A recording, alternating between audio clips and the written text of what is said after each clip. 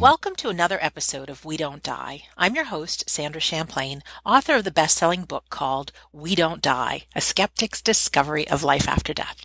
And just a quick invitation, if you've listened to these shows before, you know I've been talking about a big conference that's coming up September 2017. And there's over 500 people now registered, and I think the spots are getting slim. So if you still want to get in and come to one of the biggest afterlife conferences in the world, I want to invite you to check out the website afterlifestudies.org, where there'll be 33 of us speakers there, all about the afterlife and being in communication with your loved ones and living a powerful life, being held in Scottsdale, Arizona, September 15th through 17th. And even if you're listening to this episode well after that date, I still invite you to go to the afterlifestudies.org website, as all the speakers will have been videotaped, and you'll be able to see videos and find out, what's going on in the world of the afterlife. It's pretty amazing stuff. So now on to our show. Today on the show, we have Ward Edward Barcafer Jr., to be exact. Ward was the husband to Suzette Shockley, his wife for 33 years. He was born in Missouri and grew up in Kansas. After college, Ward joined a Fortune 100 company and was transferred to Denver, Colorado, where he was a sales promotion manager for Rocky Mountain West. Now, why is Ward on the show today? Because of a beautiful book that arrived in my mailbox a couple of months ago. Ward is the author of the book, Beyond the Veil to Heaven: Inexplicable Manifestations and Signs from a Woman's Transition to Heaven While Maintaining Earthly Life Connections. Ward's website is signsfromsue.com. Right now, I am so happy to be able to share Ward with you today. So Ward Barcafer, welcome to We Don't Die Radio. Well, thank you. Thank you very much. I appreciate it. Appreciate the opportunity. Yes, your book is just lovely, and I'm so delighted to hold it in my hands and to get to hear your story. So often, Ward, people, our listeners, want so dearly to get a sign that their loved one who has crossed over or transitioned is still okay, that they still exist, and you're a man who's gotten those signs. So I'd really like to find out a little bit about your history, your relationship with Suzette, and how all this came about. Well, fine. Now, I was married to Suzette for about 33 years. Wow. And we had a wonderful, wonderful marriage, very loving marriage. We were really our own best friends. And then she unfortunately started feeling a little dizzy about 2 years prior to her demise, and she had it turned out she had a brain tumor, and it was operable. And so we had that operation. She had some problems afterwards. She had a kind of a food tube, if you want to call it that, in her stomach, mm-hmm. because the operation left her with a little nerve damage in her brain, to where the nerves on the left side of her face would not operate properly, so she could not swallow properly. So she was, unfortunately, after the operation, in a wheelchair. She had this had to be fed by her stomach tube, and it was just not a very, very happy situation. But she was getting on pretty well at home, and I had bought her a power hospital bed to put in our large bedroom,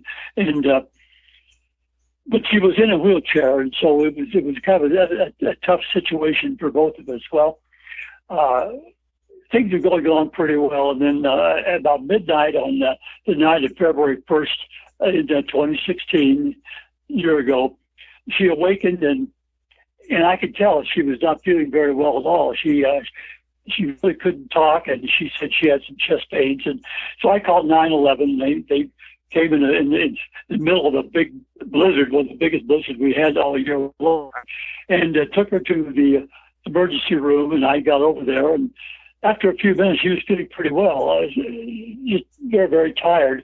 And the hospital said, well, we're going to have to keep her overnight just to double check everything. Well, fine. I went home to get a little bit of sleep, and then the next morning, I went over there in the morning, and she seemed to be doing pretty well, but she was in ICU, and I was really disturbed. I said, well, doctor, how come she's in ICU? And they said, well, overnight it developed, and we found that she had a few little blood clots in her heart, and so we have to do a little blood thinning, and it might take 2 or 3 days, but we think she's going to be all right. So that was fine. So I went home to get a little bit more sleep, and then about 2 o'clock in the afternoon, when I was ready to go back to the hospital, I had a phone call, and the chaplain was on the phone. He said, "You ought to come over right away. Her heart stopped, but we got it started. The doctor got it started again, and but you really should come over." Well, I hurried over there. About 20 minutes later, I arrived, and the doctor said, "Well, her heart had started and stopped again," and then there was this resuscitation going along, and the resuscitation was kind of a horrible thing to see. There were 4 or 5 doctors in the room, 4 or 5 nurses, and there was not enough room for me to get in. And so I just had to wait out in the hallway while they were doing this. And the doctor came out about 45 minutes later and said, "I'm sorry, we lost her." And I just thinking about it right now, the tremendous grief and desolation that hit me like a blow. And I walked out of the hospital, walked down the hospital corridor, knowing that I would never see her again. And that would be the end of it, our relationship, everything. But was I wrong? I was really wrong. What happened next was really something else, you know. First of all, I'm so sorry. No matter what we believe in the afterlife, there's absolutely nothing worse than the grief of losing someone you love. Especially the more you love, I think the more painful it is. So I know you've got a good story. I think it's a little different for me. It's a little different than losing a parent. At some point in time, we realized our parents were going to pass on. Yes. And in my case, I was not very close to them. They were a few states away. We didn't see each other very regularly. But when you have someone that you're living with constantly, day after day, and loving, it's a big different story for me anyway. So to continue on, I got home that evening and at night I went to bed just full of grief and desolation. And in the middle of the night, I awakened and I had this strange feeling of goosebumps all over me. And then I saw a little shadow of a woman kind of reaching out to me beside the bed. And I was startled. She said, "I want you to know, Ward, that I'm alive, that I've transferred from earthly existence to what earthlings call heaven. And it's a different realm, a different dimension. But I'm alive, I'm well, and I don't want you to have all this grief and desolation that you have." Wow. And so, Susan, that started it. And the next morning, I have a little home office, and I was in my home office, and she came through again, and she said, "I'm going to," and I'm just kind of quoting from the book a little bit, although it's not quite the quotes from the book. She said, "I'm going to be with you from now on, and I can do everything else that I want to do and do what I have to do in my realm and still be with you the rest of your earthly life." Well, of course, as you can imagine, I was thoroughly astounded and what was going on. My entire life, I had thought when someone dies, that's it. Death is final, like so many of us have thought, you know.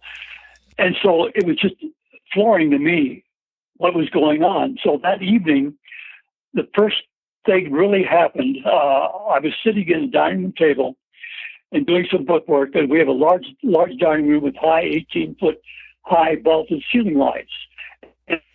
There, those ceiling lights started flashing on and off, just bang, bang, bang, just on and off like an ambulance light or like a police car light. And I thought, what in the world is going on? And so I turned them off. And the next morning, I had forgotten to tell you earlier that first morning, Sue had told me she was going to show me a sign sooner or later that she was alive. And then the next morning, sitting in my home office, she said, "I want you to know by flashing the lights that I'm alive, that I'm in a different realm, but I'm me, I'm my personality, my spirit, I'm who I am, and I just wanted to prove it to you." So to make a long story short on this, the second night, same thing happened. I'm in in the dining room. The lights started flashing like crazy. And the next morning, she said, I want you to know that I'm with you. And I told you I'd show you the sign sooner or later. And this is the first of many signs that I will show you to show you that I'm alive. And so, Susan, that's the beginning of a lot of different signs that happened. Did you hear her in your mind? Did you? Well, you first had said you'd seen a shadow. Like, how did the words come through? Okay, well, what it would not knowing about anything that happened. I mean, it's completely just not knowing anything that was happening. I started doing some research, and I started doing some internet looking and that type of thing, and trying to find out what in the world is going on. Well, I found out, and Sue told me that she's talking to me through my mind through what we call telepathy. Mm-hmm. And telepathy basically is a communication by means other than through the normal five senses. It's a way of communicating thoughts directly from one person's mind to another person's mind. And so it's just a mental telepathy type conversation. But the interesting thing about it is she has a vocabulary. It's a little greater than mine. And she has not only a larger vocabulary, but her voice, I could tell through my mind that this was her voice. It's really unusual. So that's exactly what started happening. Wow. And then as soon as I found that there's a pattern to these things that happen, and maybe I could go over a few of these. Yes, take your time. Very briefly. Yeah. These stories are so important. They really are, because so many of us have lost a loved one, and to just know what's possible gives us hope that these things could happen to us. So you tell as many stories as you want. Well, some of the things that happened, this pattern, and by reading several books, there's not a lot of books about after-death communication. There are just a very few where it's like a diary. In fact, Sue is the only one that I really know that it's like a diary. The book goes on and says like Monday morning, May 22nd, for example, and then she goes on and tells her story. So it's like a diary, day to day or every few days diary. But anyway, besides telepathy, there's a feeling of a presence, kind of a sensing of a presence. And once in a while, at night, before I went to bed, I'd be reading a book, and all of a sudden, at the very corner of my eye, I had to it's a sense of presence, and that was very unusual. But the next thing was smelling a fragrance. She had a lovely lemon lime fragrance that she used. It was kind of a bath wash fragrance, mm-hmm. and she used that frequently. And I knew the smell of that. So one night in the middle of the night, all these things happen usually in the middle of the night. About 2:30 in the middle of the night, I awakened, and there was this fragrance filling the room of this body wash, lemon lime body wash, to where it almost kind of burned my nostrils. And I read later on that in another book that a woman's grandfather smoked cigars, and one day, all of a sudden, she started to smell. After about three months after he passed away, she started smelling cigar smoke in the house for a little while. Incredible. So smelling a fragrance. The next thing is hearing a voice. Now, I've only physically heard Sue's voice a couple times. One, again, in the middle of the night, I'm completely awakened, and her face in full color was about the size of a regular normal face.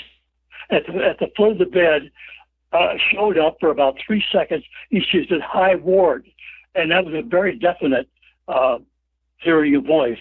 That happened a couple times. The visual appearance type thing happened a couple times also, like what I just mentioned, and the reason these things happen in the middle of the night, Susan, I understand from Sue, that the vibrations of her very high vibrations and the very low vibrations of on Earth, in the middle of the night, they can somehow, once in a while, for a few seconds, in my case, a few seconds, join together. And so that's kind of how some of this happens. Now, if I may go ahead, one more thing. Yes, yes. In the power hospital bed that I had, because she was in a wheelchair in the middle of the night, she'd have to go to the bathroom. I had bought a little bicycle horn and hung it on the side of the bed. Mm-hmm. And so she would honk that bicycle horn, wake me up, and I would help her. Right. Well, after she passed on, I sold the bicycle bed. Bicycle horn. I sold the hospital bed, mm-hmm. put the bicycle horn in a little box with a few of her little clothes that I bought her just that Christmas. That I kind of wanted to save, and I awakened with that horn honking, just a real loud honk that woke me up. And then I saw her again in a full view against the foot of the bed, against the back wall, kind of walking down some steps, smiling. And it's just, these things, of course, it just absolutely blew my mind almost. So the next morning, sitting in my home office, she said, I honked the bicycle horn so you'd wake up so you could see me. Well, she also said that the vibrations of the bicycle horn were still in the room, and that she could use through electromagnetic force tap into those vibrations and ring those vibrations. So there you are. That's another thing. So amazing. And what I like about it is you weren't a guy that believed in any of this stuff beforehand. So it's a wonderful when it happens and you get to tell the story. It just is so fantastic. Well, it really is fantastic. On the occurrences, like I just mentioned, I found out later in reading that it's electromagnetic energy, usually through the electromagnetic waves, and that causes a flickering of lights. And there's things like happen, like television sets turning on and off. Yeah. Computer monitors showing programs that appear out of nowhere. Yes. And that happened to me. If I could tell you one more, sure. I hate to kind of. I love it. Don't you worry about anything. People are so used to hearing my voice; they're refreshed when we get to hear stories from somebody else. So I'm loving it, and I'm glancing through your book right now, and I'm just keep talking. No worries. Well, okay. Now more about the book. Now the book is what would happen? I would go into my little office here in the early morning, and usually Sue would come across this mental telepathy, and she wanted me to have either a tape recorder or a pen and a notebook, and so I usually used a pen and notebook and started jotting down word for word for what she told me, and so that's how this book came about. She would tell me something, I would jot it down, and then later on the day I would write it through my computer. Well, I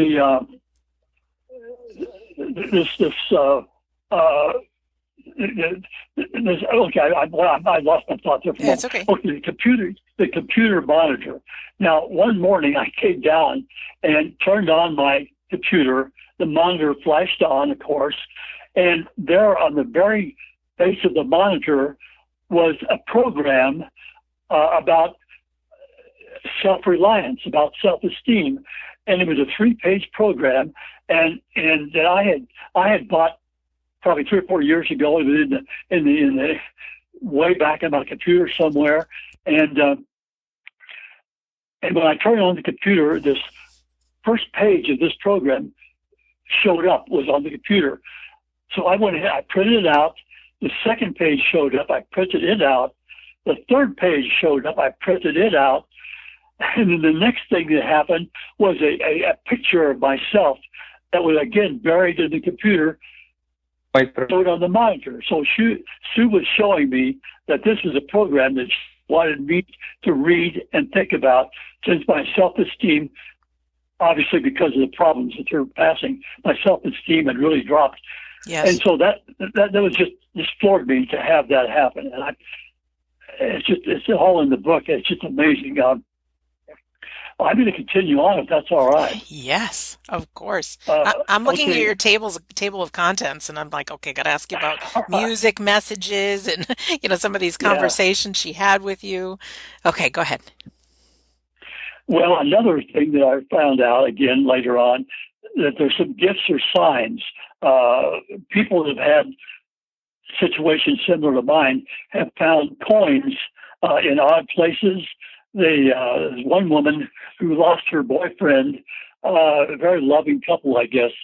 He always wore a feather in his hat, and one day she went out of her garage and looked down on the pavement, and there was a feather, a white feather, lying on the pavement where there was no birds around, nothing around, and she felt that he was showing her that he was alive. Mm-hmm. So that's another kind of thing that can happen. A lot of people have talked about animals and birds. Now, another interesting that happened to me is in the spring of the year, last year, before we had any bumblebees, I had my Jeep parked in a parking lot. I was waiting on someone else to come and meet me, and a bumblebee flew on my driver's side mirror and just stayed there, which had never happened before in my lifetime. And after about 2 or 3 minutes, it flew away. About a minute later, it came back and sat in the very same place on my driver's mirror. And a few minutes later, it flew away. Now, the second time a bumblebee happened, I was in another parking lot where there's no trees around, no bushes, and another bumblebee came and landed on that same spot on that mirror. And I had 2 other accounts of bumblebees out of nowhere coming very, very close to me and buzzing around me and then flying off. So all these are just telling me that she's close by and all this can be controlled. So I've had those anyway, things with birds. A lot of other things that happen. Yeah. It's one other quick thing I'd like to mention. Sure. Of the many happenings in the book is on the outside of our kitchen we have a little wooden deck, and there's a sliding glass door from the kitchen onto the deck.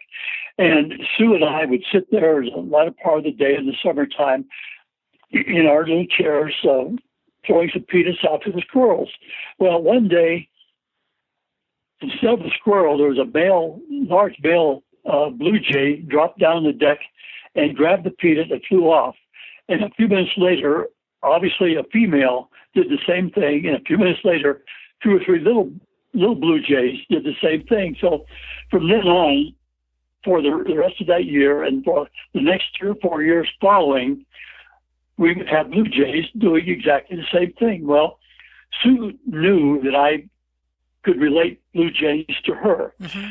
So in the middle of the night, probably about April of last year, black bedroom, wintertime, I awakened by, I heard some clucking, and it awakened me, and with my eyes full open and fully awake, over on the left side of the bed, about 10 feet above the bed, there was a male blue jay, kind of like out of focus, like a not completely focused picture, but in color, just up there, just flapping its wings and clucking, clucking, clucking, clucking. And I out loud I said, "Oh, the blue jays have returned." And then I thought, how could a blue jay return in the middle of winter in the bedroom? And that was what I understand later is a hologram, that they can produce holograms like that. And the next morning, when I'm in my room getting ready to talk with Sue and write down, she said, "How did you like the blue jay?" I had the blue jay there in order to show you again that I'm still alive and around you.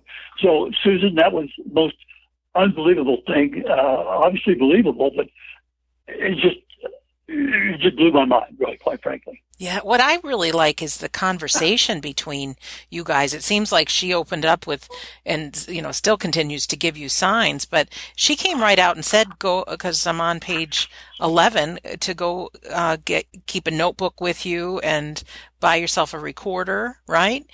um, and to have these communications. And so throughout your book is literally Friday night, February 5th, flashing lights again, and then the Sunday morning, February 7th, hi, I love you. And then what she writes, I mean, what she is saying through you, it's to me not written like it's a conversation you're having with yourself, but it's with a woman who's got a pretty big vocabulary, like you mentioned, and she's telling you, um, where she is and what the afterlife is like, and it's just fantastic. Well, for example, if I could go into another little thing, Yes. like on Saturday morning, April the 2nd, the way the book is written, I sometimes I ask her questions. So on Saturday morning, April the 2nd, I said, I am confused about where you are in relationship to heaven. And her response to me is, there are several levels where I am. The first level after passing is now where I am. It is a resting time after life on earth. I am surrounded by angels and other people that I have known that have passed. I understand that I will go to another level after a while. There are 7 levels before I reach God's level in heaven. It is a soul-growing period. Please compare it with grade school, high school, and university on earth. It is a growing experience for the soul. And then on Sunday afternoon, May 1, she says, I am now in the higher dimension of the first level. I am still resting before I really get into learning to increase my soul's awareness of God. I am aware of God, or I would not be on this level. And one more in there, on Monday morning, May 9th, she said, I am learning about the 7 levels of heaven, although I am now solidly on the 3rd level of heaven. Thanks to you for getting over your grief that holds us all back. To me, that was fascinating. Thanks to you for getting over your grief, which holds us all back. I want to stay even closer than I am now to you to try to help you continue to get over your tremendous grief. Sadness is okay for you, and you will probably have a certain amount of sadness for me throughout the rest of your life. This is human and does not affect me. So anyway, one more. She says on morning, May 30th, as I earlier mentioned, I'm on the 3rd level of heaven of 7 levels of heaven. And it goes on a little bit more. Now, the thing that interested me, Susan, is that on verification, I have people that have bought the book, and I've given some other talks, and they want to know, how do you verify these things? Well,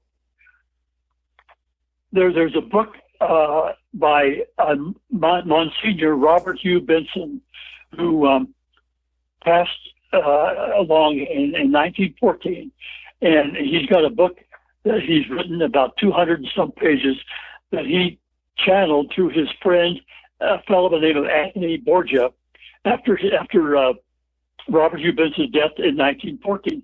And he says, quote, the spirit world is divided into spheres or realms. The spheres are arranged from the 1st to the 7th, arranged in a series of concentric circles around the earth. These circles reach out to the infinity of space. Then another thing, many of the world's religions talk about 7 layers of heaven. According to the, I may be mispronouncing this, but according to the Talmud, I probably mispronounced it, the universe is made up of 7 heavens. And in the 2nd book of Enoch, Mohammed is taken by 2 angels through each of the 7 levels of heaven, one by one. Now, the fascinating thing to me, Susan, is the first time I ever heard about 7 levels of heaven was from Sue in these conversations. And then, unbelievable, all this information comes out about 7 levels of heaven. So to me, that's a complete validation of where she is, what she's saying, and how she knows these things. So it's wow. What a beautiful woman. Ward, you're calling me Susan, but I'm Sandra. But I figured you're just excited. Well, I'm excited because that's quite all right. No. We're friends. But I really love this. I mean, in the center of the book, you have photographs of her. What a beautiful woman. And I just can't get over the conversations because I've had conversations with myself and, what would I say about this and that, but it's certainly not conversational. This is you really taking notes on everything she's saying. Yeah, Um, absolutely, absolutely. what Yeah, what does she yeah, say? and I'm curious, what does she say, in heaven? I know there's the seven layers, but do we still have our bodies? Um, what does she say? Does she y- describe what it's like at all? yeah, yeah, oh yeah, yeah, yeah. It's again, I had to really think about this but I have to believe what she's telling me Mm-hmm. because it just all makes sense to me. Sure. But they're so used to bodies on Earth that they can manifest bodies in heaven like they had on Earth, but it's all through thought. Everything that is done is through thought. Now, if you go into some of the scientists that are they're exploring consciousness Mm-hmm.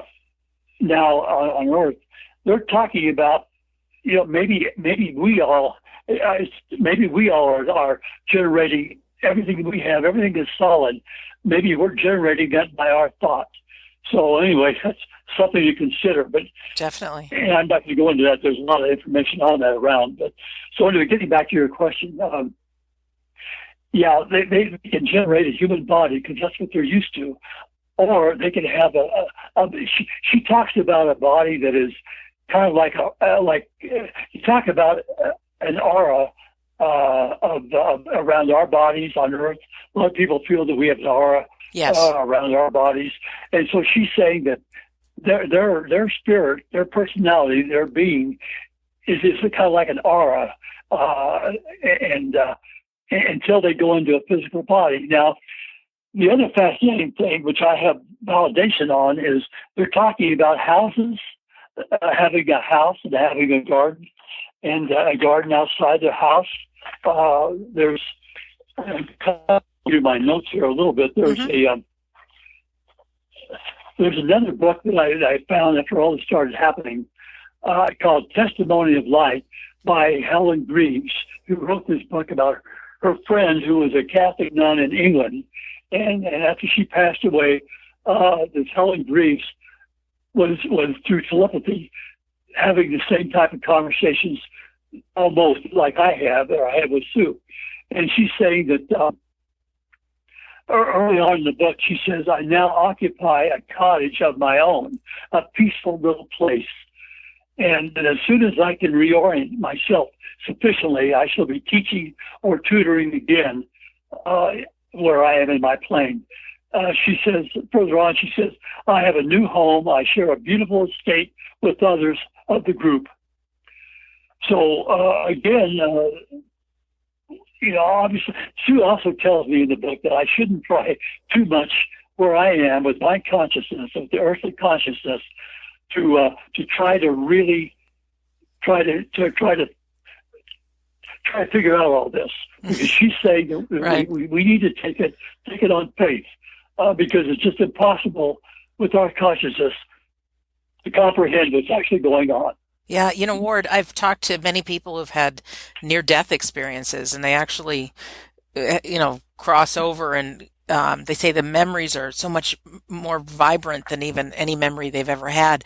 But they say they can't put words really to the experiences because it's the same thing that our minds are built for being on planet Earth, and there's so much more, and so there's really no way to get it in the minds that we have exactly what's possible and what's available and what it's like over there in the afterlife. Yeah, yeah, yeah. It's just, I kind of look at it this way.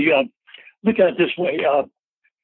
Eons ago, when we had the caveman, and the caveman, they had a certain amount of consciousness, obviously, because they discovered fire and they were able to get their food through killing the animals and things like. But they were cavemen, and then down through the ages, as the centuries progressed, we all of a sudden found our consciousness increased, and now in the year 2017, we've got a certain consciousness, And a lot of scientists, by the way, are now exploring consciousness. Mm-hmm. But where in the world are we going to be in our consciousness 50 years from now or 100 years from Right. now? And at that point in time, we very well may start understanding some of these things that are happening, you know. Yeah, and it takes time. I mean, I just got this funny visualization of giving a caveman, an iPhone and saying, "Okay, send a text to this Yeah. person, take a selfie," right? And it things that we take for granted now that are just normal 100 years ago. I mean, people couldn't even 50 years ago, fathom that we could have these little devices in our hands that connects us with all the information in the world. And even that we could Well, look at it and see somebody looking at us and talking to us, that this technology is available. So it takes time. well, yes, Sandra. In other words, we put a man on the moon. We have now these rocket ships, if you want to call them that. Hmm. And what was it, 100 years ago or so, that the Wright brothers flew the first airplane? Yes. Unbelievable. Yeah. All from a dream that they could make that possible. I think so many people that have done major shifts in our thoughts in the world just came from a dream. Let me ask, Ward, has Sue ever talked about spirit guides? I mean, do we have people that are assisting us through this life and into the next? Yeah, absolutely. About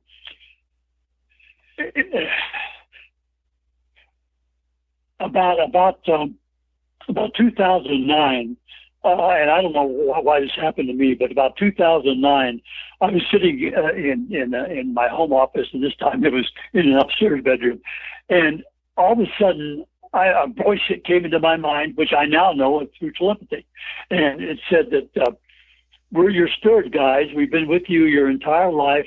We've helped you out of many problematic situations in your life, and now we want to be with you, and we want you to recognize us and start listening to what we have to say from time to time.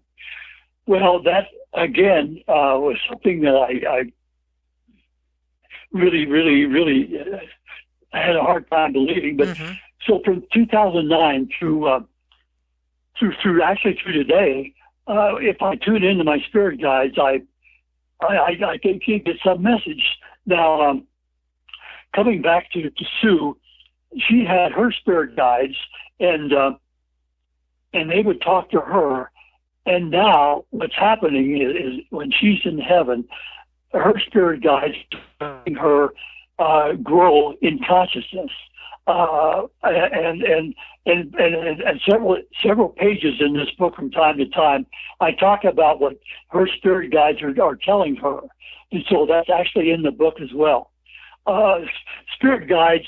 Everyone on Earth has a spirit guide, as I've come to read and understand. Mm-hmm. And but most people have no idea, like I had for all these years. Most people have no idea about their spirit guides until something happens to where they can tune in. That's, again, a whole different, completely fascinating subject. Yes. How is there any talk from her about what life is about? Why we're here on Earth versus... Yeah. We're here on Earth to learn. This, again, is something that I had to comprehend. We are born... Okay, we could go into the whole soul business. She does in the book. Our souls are eternity. They're there for eternity, and our souls have to grow just like we grow. Mm-hmm. In consciousness. Our souls have to grow. There's little souls and old souls, I understand, and so our souls have us come to Earth, reincarnate into Earth, which is another whole story. And so we're on Earth in order to learn, to grow, and to learn and grow in unconditional love. God is love, and we have to learn to grow in unconditional love, because right now most people on Earth do not really love each other. I mean, obviously we have wars, we have murders. Sure it's do. just unbelievable. And so that's why we're here on Earth, is to learn. It's to learn. And unfortunately, I think some of our biggest learning comes out of our most painful experiences. Do you find that's true? Well, absolutely, absolutely.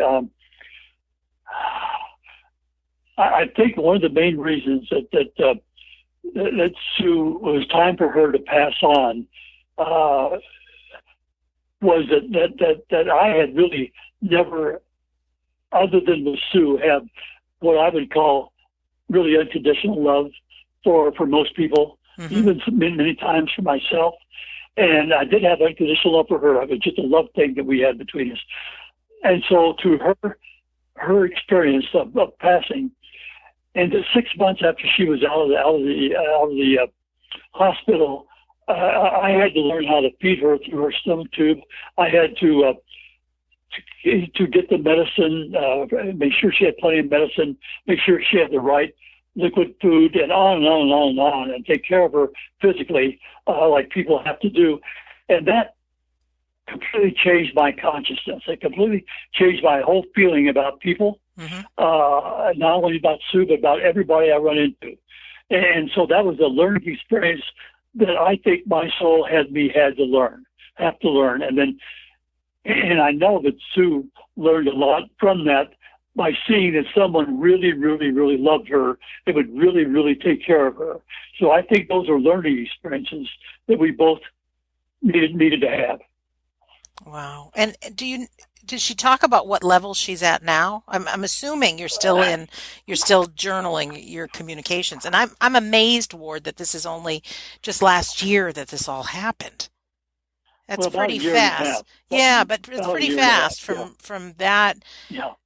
Her to her crossing over, if you want to put it that way, to you having this book out and helping so many people believe. So that tells me that this communication you had and all these signs really did help you with your grief. Is that correct? Oh, yeah, and that was the main reason why the book was written. In the book, Sue tells me, it actually in an introduction to the book, Sue says that she wanted to have the book written, and she also says God wanted to have the book written to help people, even if we could only help one person who read the book get over this tremendous grief and desolation, the book would be worthwhile. And that was the reason why the book was written. Just because I was so devastated. Yes. It was just unbelievable. The first few days, few months actually. But anyway, to follow up with your question, so they can go ahead and interrelate with each other. Sandra. That's okay. It's like a completely different world. It's just like a world on Earth, but it's not on Earth. But it's a world of thought, and there's no negatives. The ego does not follow transition. Hallelujah! Hallelujah!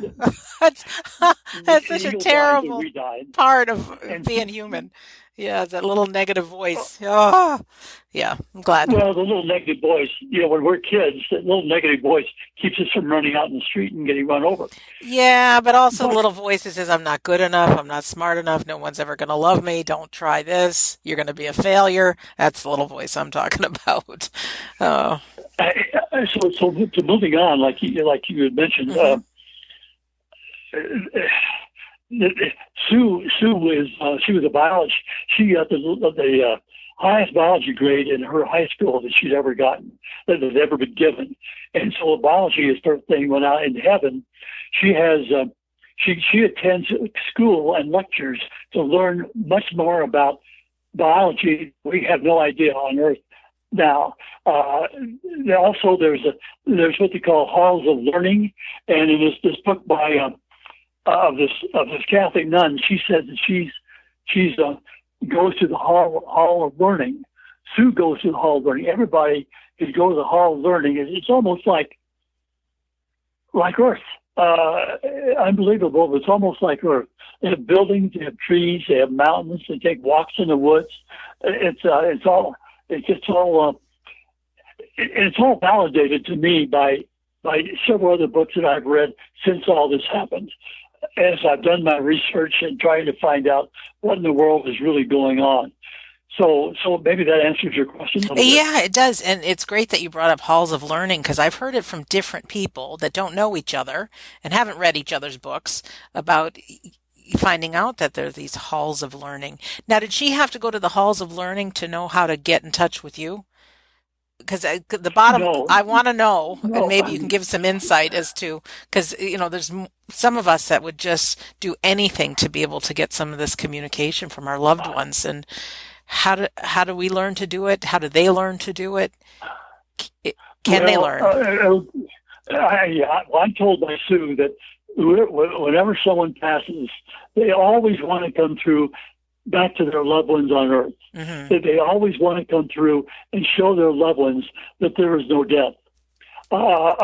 In many instances, the grief is so strong that the vibrations of the loved ones cannot come through because the grief of the people left on earth is so strong. Now, my grief was so strong, I still don't quite know how Sue was able to get through, but she did, obviously. And so that's one thing.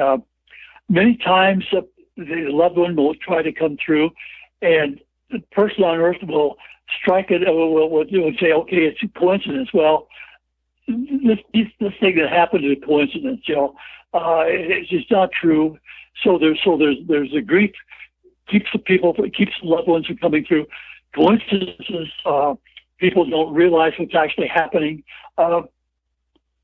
What I'm told is that if a person was maybe and I think what happened to me is in the middle of the night or in the early morning when our minds are kind of at rest, just all of a sudden sit and meditate and think about the loved one that's passed and try to tell them that you would like to have them come through and just wait and listen and it very well may come to pass. It might not be the first time. It might take a few different times. I've heard up to seven times sometimes for someone to start coming through. The other possibility, which happens frequently, is there are some very internationally known mediums, and you can find those folks on the internet. But normally, someone that will go to an internationally known medium, they can always bring their loved ones through. Here where I live in our church, we had an internationally known medium come through a few months ago, and I attended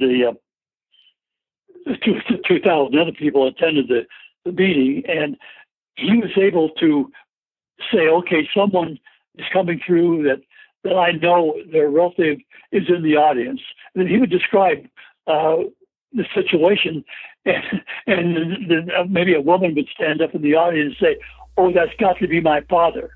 So, Sandra, it's a fascinating thing. It really is. Oh, I love witnessing some of those. One of my funniest stories, one of the guests that I interviewed, her mother, who had passed away, was really big on psychics and mediums. And she says, honey, if I die before you, go see this medium, John Edwards. And she says, I will come to him, bring you a message. And of course, the daughter makes the same deal, right? And of course, the mother wasn't sick, daughter wasn't sick. Well, the mother developed a brain tumor and died within months. And so, of course, daughter grieving, this John Edwards comes to town. And so this daughter invites her dad, who didn't believe in any of this, to, Dad, would you come with me? I just feel like, that was Mom's favorite medium.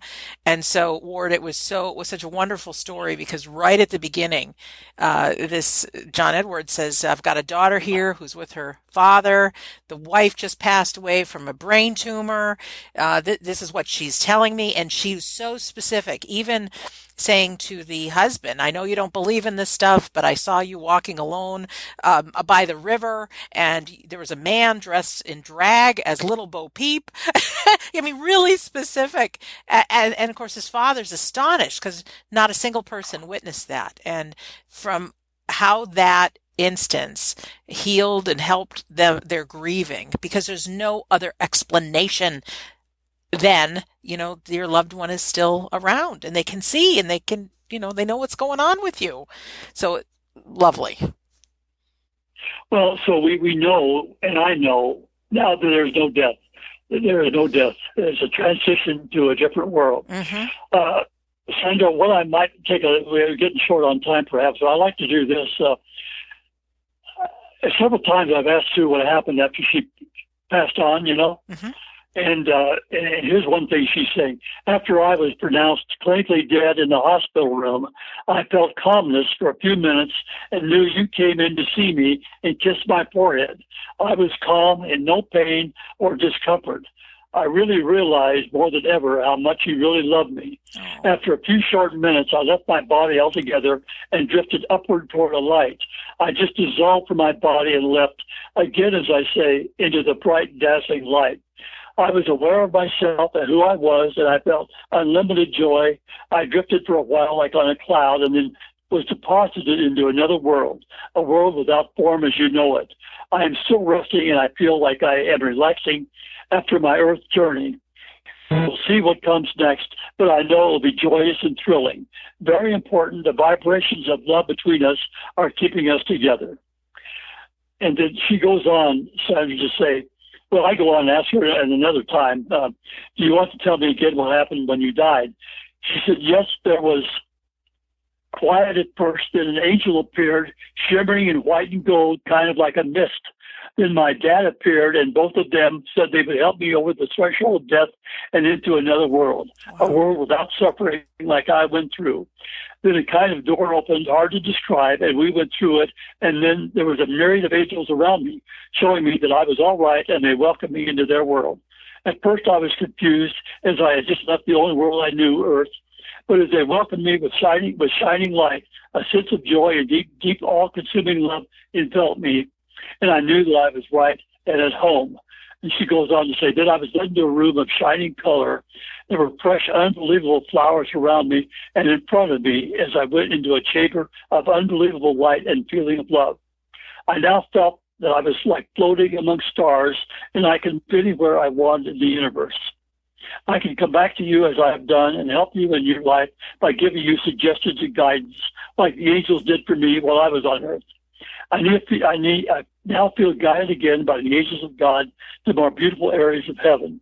I don't know where I will end up, but it will be in a wondrous spot in heaven where my soul will continue to grow and learn about even more love and eventually be with God. That's beautiful. Did she believe in reincarnation? The very first chapter, I beg pardon, the very first part of the book, she said, I don't know about reincarnation. I have not been here long enough. And then later on, which is not in the book because it came afterwards, after we had written the book, she says, yes, there is reincarnation. And some people that go to heaven, they don't necessarily need to be reincarnated. They can stay there if they want. If they want to have their soul grow in consciousness and continue on to even higher levels in heaven, then they would have to come back to earth, be reincarnated, and continue learning about unconditional love. So it's not something that someone has to do. It's almost like they have the choice whether they want to or not. At least that's what I'm finding out. I like it. I personally believe that reincarnation would be real and a good thing. Can't imagine, a child that's only lived for a couple of months and that was his only shot in life, but and there's some really good studies and good people that have really explored reincarnation. What do I want to ask you next? What do you want to share? I know our time is limited, but we still have a few more minutes. I'd like to share a couple of things if you don't mind. Yes, absolutely. One, the reason the book was written is to help people, as I mentioned, help people with the situation of grief and desolation. And so the book is available on Amazon. And Sandra, there's a couple of books before I had the title. I had not realized that there were a couple of books called Beyond the Veil. Mm-hmm. So there's 2 or 3 books called Beyond the Veil But this is the only book that's called Beyond the Veil to Heaven. So that's the full name of the book, Beyond the Veil to Heaven. So if anybody would like to get that, fine. It's available, and so, but I do want to throw that out if you don't mind. No, I don't mind at all. I will share it as much as I can. And also, your website is signsfromsue.com, correct? Correct. You're right. Yeah. I think probably one of the only other things I would like, well, a couple of things I'd like to say is that there's a lot of investigation now by scientists about what is this universe thing? What about heaven? How many universes are there? And there's a fellow scientist by the name of David Douche. He's a British physicist, and he developed what they call a quantum computer. The quantum computer shows 256 different universes and counting. And as of this writing, NASA has discovered 7 Earth-like planets orbiting a new nearby star 40 light years away. So we just don't know what's all out there. One of the things I'd like to share is, and in some of these other books I've read also, Sue is telling me that because of thought, she could actually visit other universes. She can visit other planets if she wants to. And that is a whole different subject, an unbelievable subject. Yeah, well, I believe in it. Part of my book, I studied something called remote viewing, and it's like an ESP technique, and it actually came from a physicist, a guy that helped invent the laser beam, talked about quieting our mind, having an intention to see something in, could be somebody's dining room table halfway around the world. And the brain will actually, or the mind, will actually pick up images. And so the CIA, there were all kinds of these psychic spies back in the day. But I've actually done some of these tests myself, and it is mind-blowing how our mind can, I don't know where it goes, how it steps out and can be in Australia within a matter of half a second. But if we can pick up images like that, then why not travel to another planet or somewhere else in the universe? You know, it makes sense. It does make sense. So I'm just delighted. Absolutely. Absolutely. Yeah. Well, Ward, it has been an absolute joy talking with you today. And I think the biggest gift it has been is to just really know that our loved ones are here, that for whatever the reason, Sue had the energy and the power immediately to come through. I know without a doubt that grief is the most painful emotion that we human beings have to live through. And we're all going to lose a loved one. That's the nature of life. But to have her come through and impact your grief and give so many specifics in such a beautiful written book. I mean, it's really great. And I'm so thankful that you sent me a copy of it. Really great. But to know that this is possible, that there are the halls of learning, that how we feel impacts the level of the vibration, so it is hard if you're really suffering in grief, but to do some things that might make you feel better, go for a walk, get together with some friends, listen to some music, any of those things that can help raise the vibration, I personally think can help our loved ones come through. And I just remembered something that I created 4 years ago that I want to give to our listeners now. We've been talking a lot, Ward, about reconnecting with our loved ones. And one of the things that even you mentioned is quieting our mind. And so I created a free audio called Reconnections.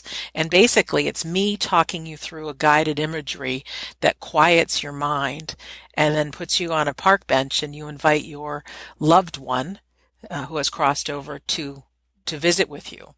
And why I think it's important is, like you said, it could take 7 times before you get someone coming through, but it's like building a muscle. The more you learn to quiet your mind, this is my feeling anyways, and build up our own vibrations, the more possible it is, the more we strengthen our muscle. So I have a website that I don't mention too often, but it's just wedon'tdie.com. And on the left, there's a button there that says Reconnections. So if anybody would like that, it's just a 20-minute free guided visualization, and that's there for you, and just something to practice with. Really to build that relationship with your loved one, and maybe build the energy and just see what happens. But certainly a gift. So Ward, how about I say thank you to you for being our guest today? Well, thank you, Sandra, for allowing me. Yeah, and thank you for being proactive and sending me a copy of your book. I love it. I love it. I love it. I got it right in my hands. I'm anxious to finish reading it, but it's so well written, and I can't thank you enough for documenting the conversation between you and Sue, because it doesn't read like it's something you wrote. It reads like some words are yours and some words are hers. It really is a dialogue, and it just gives so much hope and faith that all of our loved ones are just right here, and they can be doing whatever they're doing, if you want to call it heaven, but they're only a thought away from us and can be here with us. So thank you. And for our listener, I want to thank you for taking the time to listen to this episode. Go ahead, Ward. No, I didn't say anything. I was listening to you. That's all right. No, it's all right. I'm imagining that you are, and I'd never want to interrupt. But again, we've been listening to Ward Barcafer. His book is called Beyond the Veil to Heaven, which is available on Amazon. And visit his website, signsfromsue.com, to get more information. And I just mentioned to you my website, wedon'tdie.com. Click on Reconnections. And if you want to practice that Reconnections audio, we also have wedon'tdieradio.com, where the past almost 200 episodes are found, all kinds of great conversations with great people about why life after death is real and how to live a powerful life. Feel free to click on something called the Insiders Club, and I'll give you a free PDF read of my book, We Don't Die. And also there's a very healing audio called How to Survive Grief, which does talk about some of the tools to raise our vibrations, get us feeling good, and like we said on this episode, maybe allow communication and some of these signs to take place. And so I also invite you to join our Facebook group. If you're a Facebook person, just type in We Don't Die Listeners into the search box. And lastly, come visit me in person. I'll be speaking in Scottsdale, Arizona, September 15th through 17th. You can go to afterlifestudies.org to register. And if you do come, I invite you to find me on Thursday night. I'll be in the lobby. I'll have a big blue sign next to me so you can find me easily. But I have some We Don't Die wristbands, and I'll give you one as a gift. Love to see you, love to meet you, and spend the weekend with you. So in closing, my name is Sandra Champlain, and I've been your host on We Don't Die Radio. And I do believe that life is an education for the soul, and that your life here on earth is important. So I want to thank you for listening, and we'll see you soon.